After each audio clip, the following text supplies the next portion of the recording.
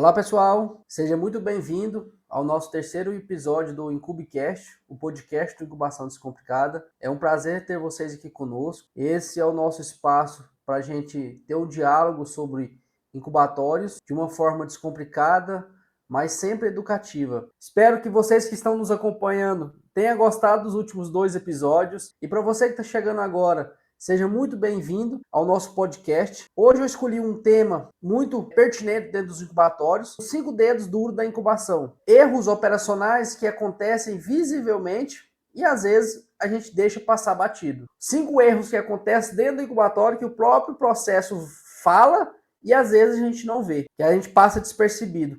Eu sempre digo que 80% das falhas dentro de um incubatório é visível, é visão, né? Você consegue ver, enxergar com os próprios olhos. Os outros 20%, a gente tem auxílios de equipamentos de aferições, laboratoriais também, né? Algumas análises de laboratório que nos mostram muito o que está acontecendo dentro de incubatório. Mas, falando somente de visão, eu escolhi 5 pontos de falhas que podem acontecer dentro do incubatório, que é visível a gente ver. Então, espero que vocês prestem bastante atenção e gostem bastante desse tema aqui, que vai ser muito enriquecedor. E eu digo assim, pessoal, que esse aprendizado, esse conteúdo que eu estou passando aqui para vocês hoje é um conteúdo que às vezes a gente não encontra em um livro, didática, né? Em uma escola, em uma palestra, não. Isso aqui é realmente coisas que acontecem na prática. Para a gente iniciar, eu convido vocês a abrir a mente, né? A entender, né? Alguns já vão conhecer esses dedos duros da incubação, esse eu já conheço, esse eu já passei alguns dias com ele, mas consegui resolver. Outros tá passando esse dedo duro da incubação junto com ele e eu tô passando aqui justamente para dar aquele reforço cada vez mais com vocês, que o nosso objetivo aqui é descomplicar a incubação industrial para todos de uma forma simples e objetiva. Esse é o nosso lema sempre, incubação descomplicada. Eu escolhi aqui para a gente iniciar com chave de ouro o ponto de bicagem do embrião. Isso é muito importante, pessoal, entender e compreender aonde que esse pintinho está fazendo a bicagem, certo? Então, muitas das vezes a gente olha somente o pintinho que nasce ali, né, dentro da caixa, mas muitas vezes a gente não se liga para o resíduo, né, o resto de casca que sobra ali, né, que seja sujidade, que seja o ponto de bicagem. E onde o pintinho bica, pessoal, é um local onde ele nos fala muito o que aconteceu dentro do processo. Como alguns sabem, mas para quem não sabe, o embrião ele tem em sua fisiologia normal uma perda de umidade entre o dia que incubou até os 18 e 19 dias. A gente mensura isso, pesa a bandeja no início e pesa no final, certo? Ali, quando está com 18, 19 dias antes de ir para o nascedouro. E ali a gente faz um peso. A gente procura hoje perder de 10,5% a 11, 11,5% de perda de umidade. Algumas máquinas de estágio múltiplo trabalham com uma perda maior, mas falando exatamente de estágio único aqui com vocês, essa é a perda ideal segundo o trabalho técnico que mostra para a gente resultados zootécnicos. O que faz o pintinho bicar muito alto e muito baixo? Né? No ovo, como tá na imagem aqui, para quem não está nas plataformas aí do Spotify também nos acompanhando, mas vamos imaginar juntos aí que seria o ponto de bicagem, né? A gente tem um ovo ali e qual que é o ponto de bicagem dele? É ele não bicar muito em cima do ovo, perto da câmara de ar, nem muito embaixo. Por quê? Se ele bicar muito em cima, quer dizer o quê? Que ele não teve uma perda de umidade suficiente, certo? Ele perdeu pouca umidade. Então, isso eu consigo ver também em números na perda de umidade. Mas no olho nu também é possível ver, não é impossível ver isso aí. Quando eu perco muita umidade, já é vice-versa. A bicagem ela é bem lá embaixo. Quando eu bico bem lá embaixo, o que acontece? O embrião, ele mostra na bicagem ali, a bicagem embaixo do ovo. Então é visível, não é difícil de ver. Entre a bicagem baixa e a bicagem alta, eu considero que as duas têm sua desvantagem. A principal desvantagem da bicagem baixa, eu considero, é que, principalmente processos que tem vacinação em ovo, às vezes a agulha, o injetor, né, o perfurador, a agulha ali, não consegue chegar no embrião e acaba deixando a vacina na câmara de ar e não imunizando o pintinho, certo? Fora a desidratação que esse pintinho teve durante a incubação, porque se ele perdeu muita umidade, então a gente reteu muita umidade dele e deixou ele desidratado. Então o pintinho já vai nascer com o nível de desidratação alta. Ovos trincados com microtrincas, né? aquelas trinca-aranha que a gente chama, microtrinca, que seja o nome que vocês dão aí, geralmente eles são mais propícios a ter essas perdas de umidades bem maiores, certo? Já ovos com perda de umidades bem piores, né, que não consegue ter uma perda de umidade ideal abaixo de 8, 9, 7, 6 ali, o que acontece? A bicagem dele vai ser alta. Quando a bicagem dele é alta, o que acontece? O pintinho tem pouco espaço para um negócio chamado câmara de ar. E o pintinho começa a ter muita dificuldade para romper a casca. Porque vamos dizer assim, pessoal, imagina um nascimento de um pintinho no ovo ali. O pintinho ele tem dois desafios quando ele vai nascer. O primeiro desafio dele é romper a membrana interna, certo? Ele tem uma membrana interna ali, que é antes da casca. Então ali já é um desafio para ele, né? Então ele já tem esse desafio de romper essa membrana da casca. Quando ele se esforça para romper essa membrana, essa primeira membrana da casca, esse pintinho ele já tem um desgaste, ele já está cansado ali, certo? E quando ele está cansado, esse pintinho, ele começa a se machucar. Começa a se machucar as narinas, começa a se machucar os jarretes, aqueles jarretes avermelhados que a gente vê. Isso é devido à falta de perda de umidade, pouca perda de umidade, certo? Então, o pintinho começa a mostrar isso, né, pra gente, essa deficiência quando ele bica muito alto. Olha para vocês verem, só nesse assunto aqui que a gente tá falando. 2 dedos duros da incubação que eles nos mostram o quê? O pintinho com lesão de jarrete, a gente já consegue identificar um motivo aí, que é a perda de umidade. Também pode ser, pessoal, densidade de casca muito alta, né? Cascas duras, geralmente lotes, matrizinhas novas ali, quando tá com cálcio maiores na casca, ele tem mais dificuldade em romper a casca, ele sofre mais um pouco também. Mas falando só de perda de umidade, seria isso aqui, certo? Então, a gente abordou 2 assuntos aqui nesse dedos duros da incubação, essa primeira tema aqui, que é a lesão de jarrete, é visível, mas a causa primária, eu estou explicando para vocês aqui, de primeira mão, realmente o que acontece para ocasionar essas lesões de jarretes, certo, pessoal? Observe muito, pessoal, aonde que esse pintinho tá bicando. Se ele tá bicando muito em cima ou muito embaixo. O certo é ele bicar nem muito em cima, nem muito embaixo ali, entre pareio.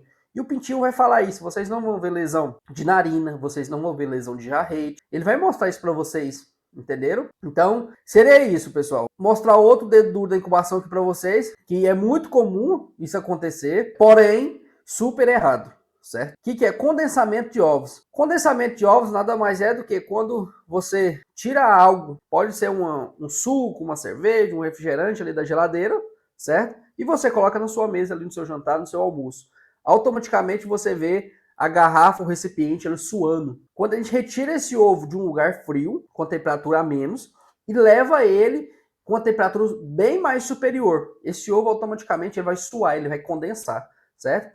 Vou citar um exemplo aqui para vocês. Lá na sala de ovos, você trabalha, sei lá, com a sala de ovos de 18, 17 graus, um exemplo, e depois você leva ele lá para uma sala de incubação que está aos seus 25, 26 graus no corredor. É nítido, pessoal. Automaticamente vocês vão ver esse ovo condensando. Principalmente se o ambiente ali, aquele corredor, aquela incubadora, tiver com umidade ainda, umidade no piso ali. Então, o condensamento é nítido e certo. Por que acontece isso muitas das vezes, pessoal? Eu sempre converso com meus colegas, aí troco ideias com eles na área de incubação, e eles relatam muito, Arley, eu trabalho com minha sala de obra com 15, 16 graus. Eu falei, é mesmo. O que você acha? Eu falei assim, cara, não é o que eu acho. Você que tem que falar o que você está achando, certo? E uma das coisas que você tem que observar se você está achando é situações como essa aí, ovos condensando. Então, eu já vi pessoas no incubatório trabalhar com 16 graus na sala de ovos, com ovos estocados, claro. Quanto mais estoque, eles abaixam um pouco a temperatura. E leva para fazer um pré-aquecimento na porta da incubadora que não condensa. Porque ali ele tem uma renovação de ar boa, não tem umidade no piso e uma temperatura mais baixa. Então não condensa. Mas já vi situações reversas. Sala de ovos que trabalha com 18, 19 graus. Leva para uma sala com 25, 26 graus. O corredor úmido acabou de lavar. Ou a incubadora acabou de lavar. E coloca ali dentro com a temperatura com 25, 26 graus. Então assim, fora a temperatura que já está alta um pouco, bem acima da sala de ovos, você também está com a sensação térmica, né? Eu cito muito o exemplo, pessoal, aqui da região do Ceará. Aqui chove, e essa região é uma região que chove embaixo dos seus 35, 38 graus. Chove com a temperatura quente. E faz ficar mais quente ainda. Faz ficar uma sensação térmica diferente. E o ovo, quando a gente leva ele para uma situação onde ele está numa sala de ovos, com seus 18, 17, 19 graus, que seja essa temperatura, com a sala seca, com a temperatura legal, com umidade controlada, e você leva ele para um corredor para fazer um pré-aquecimento de frente ao incubador, ou que leva diretamente para dentro do incubador para fazer o pré-aquecimento, e essa temperatura está com seus 25, 26 graus, e pior ainda, você tem uma umidade nesse ambiente alta, a condensação é um ponto certo de acontecer aí. Fiquem muito atentos, a condensação não é só temperatura, muita gente se confunde, mas estava de frente 2 graus de um corredor para o outro e acabou condensando. Observe muito a umidade do ambiente que você está levando esse ovo de um lugar para o outro, certo? O que tem a ver ao incubar um ovo com condensação? Um ovo, dentro dele ali, em redor da sua casca, cara, ele é uma das maiores proteínas que a gente tem hoje no mundo, se não for a maior proteína em questão de proteicas aí. O que uma bactéria, um micro-organismo maléfico gosta? Ele gosta de calor, temperatura. Temos temperatura dentro da incubadora? Dentro do incubatório? Temos. Temos umidade? Se a gente não tomar cuidado, temos, certo? Temos comida para ele? Temos. O próprio ovo é uma comida para ele, certo? E alguns resíduos que sobram ali, que às vezes a limpeza deixa passar batido. Então, imagine, pessoal, o ambiente do incubatório, ele é propício para uma proliferação de bactéria, fungo e micro-organismos maléficos, certo? Então, entendam muito isso. A partir da hora que eu começo tem uma condensação de ovo. O que eu criei ali em redor dele? Comecei a criar um meio de cultura. A umidade é um meio de cultura. O que um fungo, uma bactéria gosta? Gosta de umidade, é uma das coisas que ela gosta. Então, se você tem aquilo ali, é como se fosse uma isca para ela. Opa, que tem em redor desse ovo? Eu gostei desse ovo aqui, eu vou ficar aqui, né? Vou me proliferar. Até que ele passa para dentro do ovo. Vocês sabem que o ovo ele tem milhares de poros, né? Só que a gente não consegue ver a olho nu. No microscópio é possível ver isso. E ele acaba passando para dentro do ovo, se proliferando, gerando gases, aonde acontece aqueles famosos ovos bombas que a gente chama no incubatório. Fique muito atento nisso, pessoal, porque contaminação dentro do incubatório, às vezes ela não vem de uma granja ou de um insumo, né? Uma falha de sanitária dentro do incubatório. Mas assim, ela é criada dentro do incubatório, certo? Aí você pode estar criando esse meio dentro do incubatório com uma simples condensação de ovos que às vezes passa despercebido. Isso, pessoal, é uma tarefa que acontece geralmente em incubatórios, uma tarefa que acontece à noite, né? Um exemplo, a maioria de incubatório que eu conheço, os sacos começam de madrugada, 2, 3 horas da manhã, 5 horas, 6 horas da manhã. E quando você vai tirar esse ovo da sala de ovos, né, para levar para fazer o pré-aquecimento, um exemplo, vou citar um exemplo aqui de um incubatório que faz 5 horas de pré-aquecimento, né? E incuba o seu ovo 5 horas da manhã, certo? Então, se você pega esse ovo, retira da sala de ovos, geralmente eles levam esse ovo ali para 6, 7 horas, 8 horas da noite para a sua incubadora, né, para fazer o pré-aquecimento. Para dentro da incubadora fazer o pré-aquecimento. Tem incubador que já faz o pré-aquecimento dentro, como vocês sabem. E geralmente o pré-aquecimento começa que hora? Começa meia-noite. Geralmente esse horário é o horário que acontece a condensação. Ou até mesmo antes, na hora que ele puxa o carrinho e leva para dentro da incubadora, ou seja, 6 horas, 7 horas da noite acontece a condensação. É um horário que os incubadores estão, entre aspas, ausentes de pessoas com essa visão lá dentro. Então, ter uma equipe treinada, ter esse quesito é primordial, certo? Agora, uma outra situação, incubatório que faz seu pré-aquecimento em corredor, certo? Isso é comum, né? Está cada vez se mudando, tendo máquinas, né? Tem salas de pré-aquecimento específico, mas muitas delas ainda tem corredores. Esses corredores, da mesma forma, né? O pré-aquecimento começa ali meia-noite, um exemplo. Então, antes da meia-noite, eu tenho que levar todos os meus carrinhos para fazer esse pré-aquecimento. Então, se essa sala estiver úmida, estiver com temperatura alta, eu vou dar um choque térmico nesse ovo, vou acabar fazendo ele condensar. E esse horário aqui, horário? É um horário da noite. É um horário que, repito novamente, temos ausência de pessoas com esta visão dentro do incubatório. Então, eu sempre digo que o faxineiro, ao encarregado, ao coordenador, ao gerente, ele tem que entender e compreender o conceito de incubação, para que esse tipo de situação, às vezes, ser evitada. Como a gente sabe, isso não é a realidade, muitas das vezes, mas a gente tem que orientar principalmente aquelas pessoas que puxam o carrinho, puxam para dentro da incubadora, para ter esse cuidado aí com essa questão de condensação de ovos. Certo? Ele contaminação em ovos é uma contaminação que ela prolifera não só no incubatório, mas você prolifera para o campo inteiro. Muito importante a gente ter esse cuidado dentro da incubação. Então, assim, são pequenos detalhes, arroz com feijão, que às vezes acontece consequências que às vezes a gente fica fazendo a roda ser quadrada. E ela é redonda, e ela é desse jeito, basta a gente entender o giro dela. É isso, pessoal, esse assunto do ovo condensado. Vou mostrar um outro dedo duro aqui compartilhar com vocês. Esse aqui é um dedo duro, pessoal. Quando ele não é bem visto, quando não é bem feita uma gestão, pessoal, isso aqui é um dedo duro, principalmente para quem tem vacinação em ovo, certo? O que é isso aqui, pessoal? Seria um ovo bicado. Em terceiro lugar, um dedo duro que eu considero dentro de incubatório é o ovo bicado. E esse ovo bicado a gente identifica onde? Antes da transferência, antes da vacinação em ovo, principalmente quem tem vacinação em ovo. Uma regra é simples, pessoal. Lugar de ovo bicano, lugar de ovo de pintinho nascido é aonde? É dentro da nascedouro, não é dentro de incubadora. Isso aí a gente tem que colocar na nossa cabeça em como incubador compreender isso e aceitar isso como uma crítica construtiva. Ah, Warner, mas realmente sempre tem naquela linhagem, naquela máquina. Isso não é muleta para continuar a gente ter esse tipo de situação. Ovos com 1%, 2% de ovo bicado, 3%. Nessa bandeja aí mesmo, na foto tinha 6% de ovo bicado. E muitas vezes essas consequências, pessoal, ela acontece como? Principalmente horário de incubação mal programado, pré-aquecimento realizado da forma correta, certo? Ou um simples ovo desse, pessoal, lá na granja, que ele ficou sob uma temperatura, o ar-condicionado queimou e ele teve um adiantamento no seu desenvolvimento fisiológico, ele adiantou. Voltando para o incubatório, uma incubadora que trabalhou com seus parâmetros fora de incubação, isso pode acontecer isso também. Então, ele te entrega. O ovo bicado, ele entrega muita coisa que acontece dentro do incubatório, né? Então, isso aqui é um dedo duro muito, muito forte dentro do incubatório. Se a gente der atenção para isso, começar a mensurar isso diariamente, é fácil a gente conseguir identificar nossas falhas de incubação. Algumas situações já é pior. Algumas situações já temos até isso aqui. Pintinhos nascidos. Isso aqui é legal, pessoal? É um pesadelo.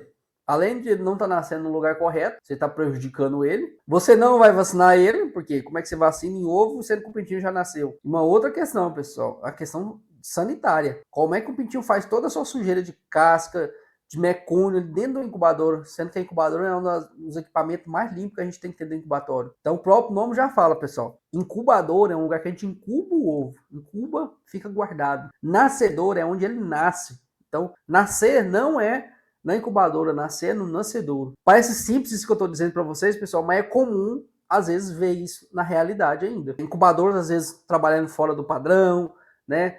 Incubou no horário errado, a transferência não conseguiu ajustar para vir no horário certo para fazer o processo. Então, isso é comum. Principalmente o processo que tem vacinação em ovo. Qual que é o pesadelo? A gente tem dois locais que a gente aplica a vacinação em ovo no embrião. Um é no líquido amniótico, certo? Na sua bolsa ali, né? Em redor dele, que ele absorve essa vacina, esse antibiótico oralmente. Outra forma do embrião absorver a vacina é no seu peito, do lado direito, certo? A partir da hora que o ovo está bicado, o que acontece? Isso está mostrando para a gente que ele está adiantado. O que significa que ele está adiantado? Então quer dizer que ele já rompeu a membrana interna, já rompeu a casca e ele está querendo sair. Então o posicionamento dele dentro do ovo já está ruim, tá ruim. Em incubatórios que você verem ovos muito bicados desse aqui, é comum vocês verem, a hora que a agulha já perfura, você já vê ovos sangrando, certo? Na transferência a gente não pode ver sangue depois da caixa de transferência. Depois que você vacinou, aquela caixa tem que ser limpa, você não pode ver sangue, certo? Se você começar a ver muito sangue, quer dizer o quê? Que essa agulha está pegando um lugar indevido, porque o ovo está muito adiantado. O embrião está muito adiantado. Então ele está acabando, o que está pegando? Pegando muito, às vezes ali em locais que não deveria pegar, como cabeça, pescoço, asa.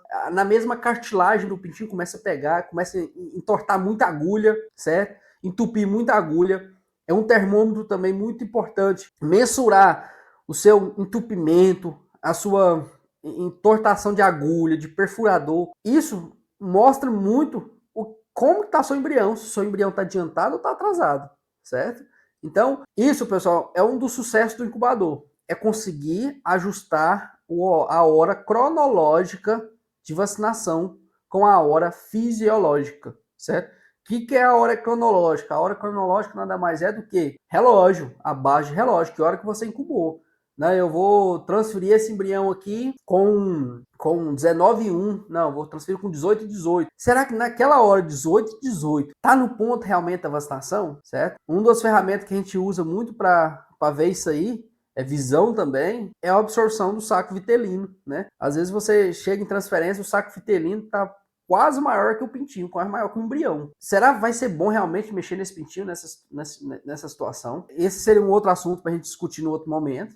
ponto de vacinação em ovo, mas o que eu trago aqui para vocês, só para enfatizar, é sobre a importância da gente monitorar o percentual de ovo bicado que a gente tem na transferência antes da vacinação. Pintinho nascido é pesadelo. Isso aqui é fim de carreira. A gente não pode ter isso aqui, certo? E por quê? Porque senão a gente não vai conseguir aplicar a vacina no local correto no embrião.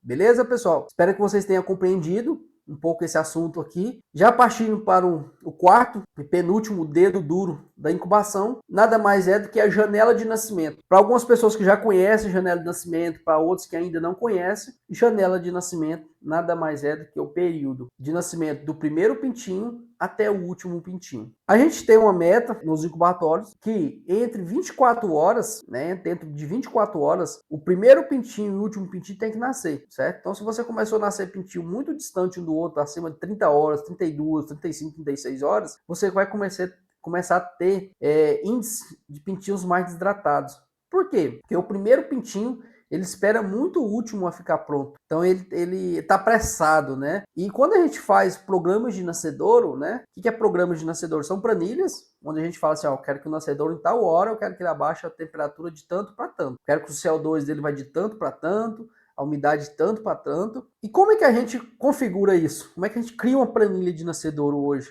né? Olhando o pintinho. Não é sentado numa cadeira e tendo crença que nesse horário o pintinho vai estar nesse momento. Não. Planilha de nascedouro a gente se cria na frente do nascedouro, observando o pintinho, o que ele está querendo naquele momento. Eu já vi muitas situações, pessoal, às vezes a gente usar uma planilha aqui no incubatório A, não, tá dando super certo, vamos usar no incubatório B. Não dá certo, pessoal. Eu sempre falo que cada incubatório tem que ser um RG. Planilhas de incubações e planilhas de nascedouro, pessoal, é criado para o seu incubatório. Não existe esse negócio de copiar a planilha de um incubatório para o outro. Às vezes pode dar certo? Pode dar certo. Mas eu tenho certeza que 90% das vezes não é a realidade de um incubatório ou outro.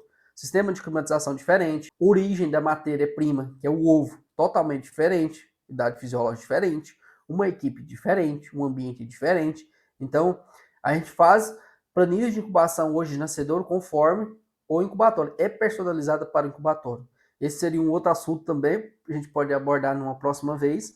Mas, falando aqui sobre janela de nascimento, como eu disse para vocês, em cada hora a gente tem que dar uma temperatura, um CO2 e uma umidade diferente cada momento que se passa para o embrião no nascedouro. Ele fica suas 48 horas, é um momento muito delicado e a gente precisa ter muita atenção nesse momento aqui, porque senão a gente perde todo o nosso trabalho que a gente fez atrás aí. Então, quando a gente abre nascedouro, pessoal, o correto é a gente ver todas as caixas uniformes. Certo? O que é uniforme, Jorge? Todas as caixas nascendo da mesma forma. Então, eu tenho uma caixa aqui que tem 60 pintinhos e a outra caixa tem 2 pintinhos. Tá tudo errado. Tem alguma cagada acontecendo.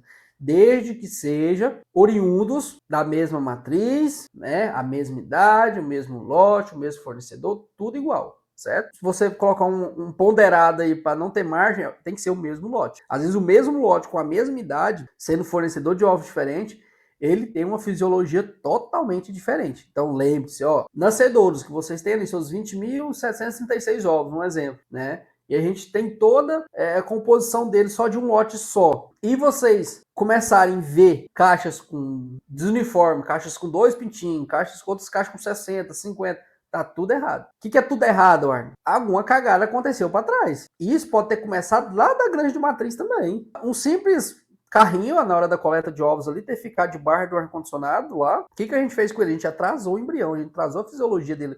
Quando a gente esfria o embrião, a gente atrasa ele, né? Então, pode ser aquela caixa atrasada ali que você vê no nascedor, que é 5, 6 caixas, 8, 10 caixas, um carrinho atrasado ali, você fala, não, realmente, isso aqui é suspeito, eu vou olhar para dentro do incubatório, mas eu vou avisar a granja que isso aqui pode ser lá também. É onde eles vão ligar o radar para também dar uma olhada lá dentro. Entrando para dentro do incubatório, a própria sala de ovos também. A gente tem climatização, um ar frio dentro da sala de ovos, então se você deixa o ovo exposto também, como na granja, você também vai ter um atraso, certo? Só que, pessoal, a maioria das vezes isso aqui acontece principalmente né? Às vezes é na incubação, na incubadora. A gente hoje temos incubadoras grandes no mercado, 129 mil ovos, 130 mil ovos, outros 124, assim vai indo, 64 mil ovos. Então, a nossa meta ali é fazer com que a incubadora trabalhe o mais uniforme possível. Só que para a incubadora trabalhar uniforme, eu sempre digo que ela é igual um carro de Fórmula 1. O pneu tem que estar bom, tem que ter o combustível, certo? Os sensores tem que estar batendo certo. Um exemplo que eu vou dizer para vocês, uma incubadora que vocês regular de damper de saída, uma coisa simples,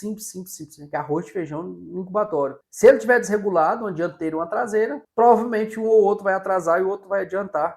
Assim, simples, que às vezes a gente vai imaginar que é coisas grandes, às vezes envolve até coisa sanitária. Não, atrasou, estou preocupado com sanitário, e às vezes, né, é um detalhe pequenininho ali na sua incubadora, que na hora da sua preventiva, você deixou de fazer. Então, esses detalhes, pessoal, são muito importantes. Outra questão, também quando a gente vê isso aí, não se assustar também, ter uma investigação, a gente tem que abrir uma CPI, pessoal, quando acontecer uma coisa dessa. É literalmente uma CPI.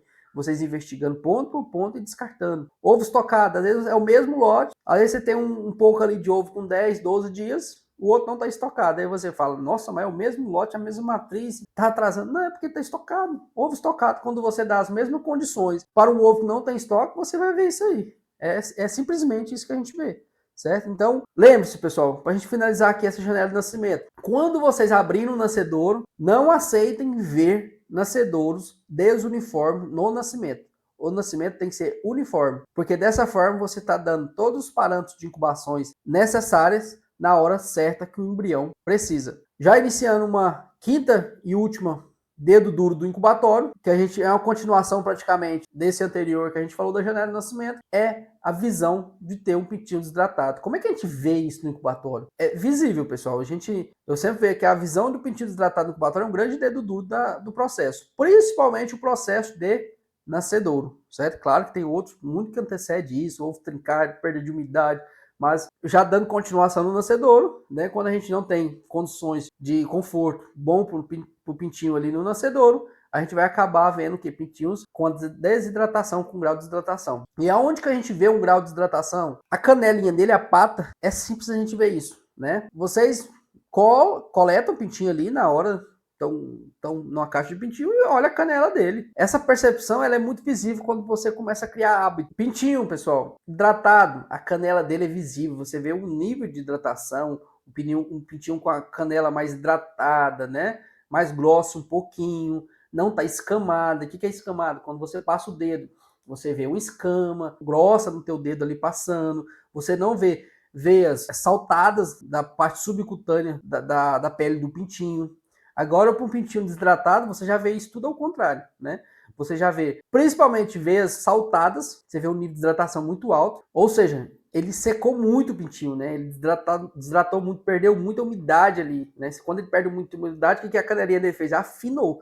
Quando ele afina, as veias, elas se saltam. E quando se salta, é visível a gente ver. A questão da escama da canela do pintinho. Eu gosto muito de ver isso aí, porque quando você passa o dedo, você sente a escama mais grossa, igual você quando pega um peixe ali para escamar, você passa o dedo assim, você sente a escama passando no teu dedo de uma forma mais grosseira. E isso é visível, pessoal. O que pode ocasionar desidratação? Se a gente for citar aqui o que pode causar desidratação, a gente ficaria horas e horas, talvez a gente poderia marcar até um Incubecast aí, um próximo, falando somente de hidratação de pintinho. Mas, só abrindo a mente, pessoal, às vezes, quando a gente fala de desidratação de pintinho, a gente foca somente em conforto térmico. Claro, conforto térmico é muito importante, é tudo para o embrião, desde o nascedouro, né? Desde a sala de espera de saque, a expedição, né? O caminhão, a grande... Beleza, é muito importante. Eu já vi pintinho desidratando, começando a desidratar, já na saída da incubadora. Principalmente, pessoal, em ovos com micotrinca e aqueles ovos que perderam muita umidade, desculpa. Então, como eu disse para vocês lá naquele primeiro dedo duro da incubação, a perda de umidade. E se vocês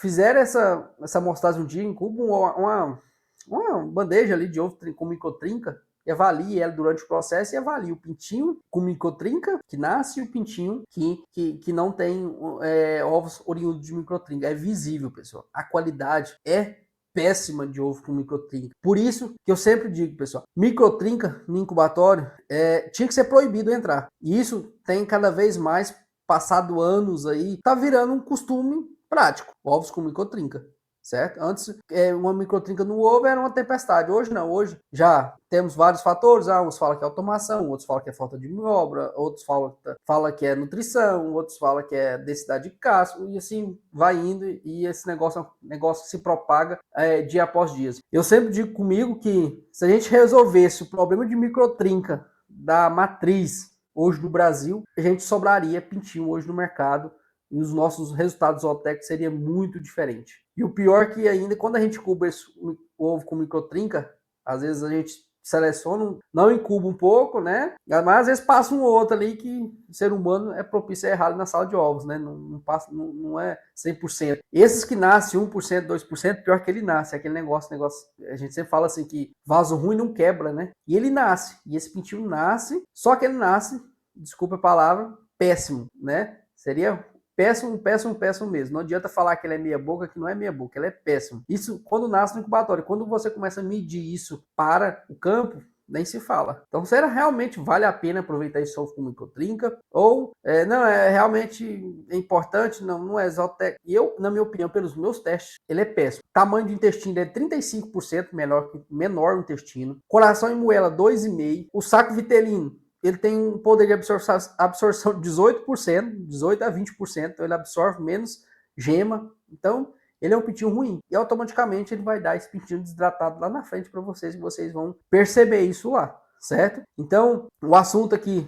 seria mais falando do pintinho desidratado, que é um dedo duro no incubatório também, que é visível ver. Isso, até um leigo consegue perceber isso. Não só o pintinho desidratado, mas todos os temas que eu trouxe aqui para vocês hoje é visível, a gente vê dentro do incubatório. Não é coisa assim, tem que ter um expertise de anos, não. Se a pessoa que realmente quer aprender, quer entender isso, ela aprende isso dentro de um mês praticando todo dia. É isso, pessoal, que eu gostaria de trazer para vocês. Pode ter visto que não tem nada complexo, é tudo simples e objetivo, e o melhor ainda, descomplicado, certo? Esse é o nosso objetivo aqui, trazer informação técnica e educativa para vocês de uma forma acessível, certo? E bastante educativa. Convido vocês a convidar aqueles colegas ainda que não nos acompanham nas nossas plataformas. Hoje estamos disponíveis no Instagram, no LinkedIn, no Spotify e aqui no YouTube. E lembrando, para você que ainda não se inscreveu em nossas plataformas, se inscrevam, né? Isso é um apoio que vocês dão para a gente. E saibam que a gente está muito feliz com a recepção de vocês desse novo projeto nosso do IncubeCast, certo, pessoal? Novidades estão vindo aí, tenho certeza que vocês vão aprender muito com essas novidades. Fiquem com a gente aqui para não perder nenhum episódio do IncubeCast. A próxima semana a gente tem um novo episódio, a gente está se esforçando para toda terça a gente ter um episódio diferente do IncubeCast. Às vezes a gente vai ter esse bate-papo aqui, mas sempre tentando trazer também um convidado para trocar uma ideia com a gente aqui e trazer um conhecimento para a gente e vice-versa também. Finalizando aqui, muito obrigado pela atenção de vocês. Espero que vocês tenham gostado. Desejo a todos uma boa semana e não deixe de compartilhar com os colegas o nosso IncubeCast, o podcast de Incubação Descomplicada. Um abraço a todos.